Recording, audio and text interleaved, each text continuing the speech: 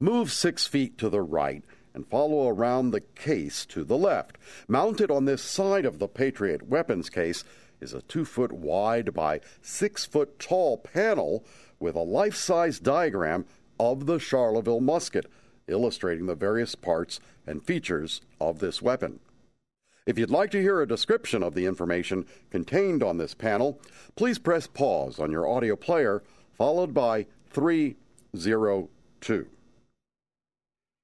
Turn to your left. Hanging overhead are blue banners suspended on wires from the ceiling that describe the battlefield action from the Patriot perspective. To listen to the text of these banners, please press pause on your audio player, followed by 303. Turn on a slight angle to the right and move 6 feet forward to a simulated tree trunk. Feel free to touch the tree. 3 feet off the floor at the right hangs an audio wand attached to the tree with a 3-foot-long metal cable.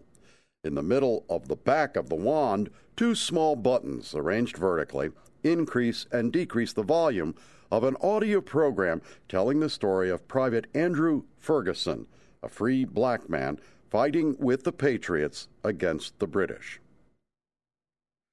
Retrace your movements back to the Charleville musket panel and move 8 feet to the right past a locked double door on your left. A reproduction of a British 3-pounder cannon sits on the floor on your right. Feel free to examine the cannon with your hands.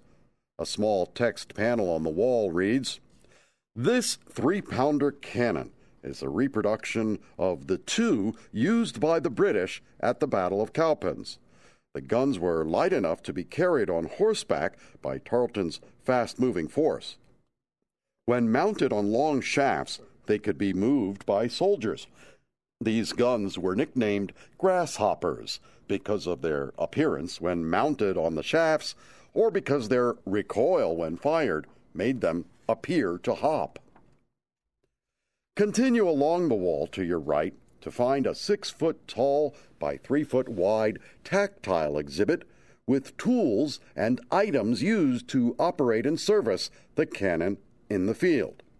If you would like to hear a description of these cannon support items, please press pause on your audio player, followed by 304. To the right of the Cannon Artifacts panel is another horizontally mounted flip panel with the words Royal Artillery. Text on the other side of the panel reads, 18 Royal Artillerymen were responsible for 2 light cannon that accompanied Tarleton's force.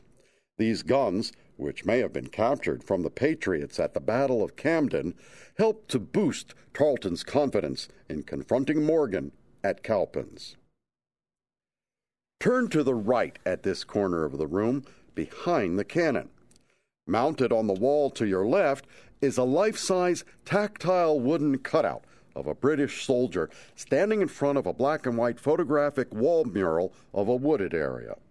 He holds a linstock for the cannon and wears a blue wool coat with red lapels and cuffs with brass buttons, a white vest, tan pants, and a black tri-corner hat with a black bow. He has a 4-foot-long musket slung across his back. Move 2 feet to the right to a 2-foot-deep by 8-foot-tall floor-standing glass-enclosed display case showing a Continental soldier's uniform along with various personal effects. Please move around the case to the right. If you would like to hear a description of the items in this case, please press pause on your audio player, followed by 305. Move 6 feet to the right and turn left to face a 10-foot wide by 5-foot-tall painting by H. Charles McBarron that shows a critical point in the Battle of Cowpens. Note that an 8-foot-wide angled panel stands in front of the mural, depicting 5 important points in the mural that turned this battle into a Continental rout. If you would like to hear a description of the mural and the events highlighted on the angled panel, please press pause on your audio player, followed by 306.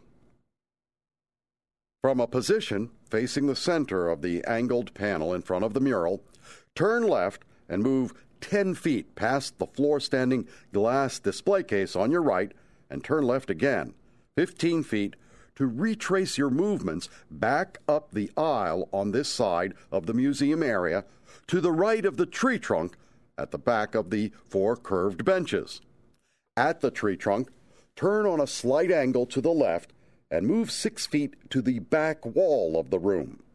Note that a series of 3-foot-tall, 18-inch deep floor-standing cabinets are set against the base of the back wall, extending 25 feet off to the left.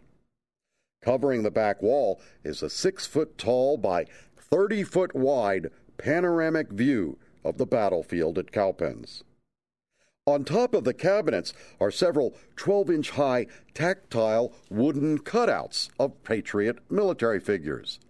The tops of 3 blue wooden text panels stick up 4 inches from the top of the low cabinets in front of the cutouts.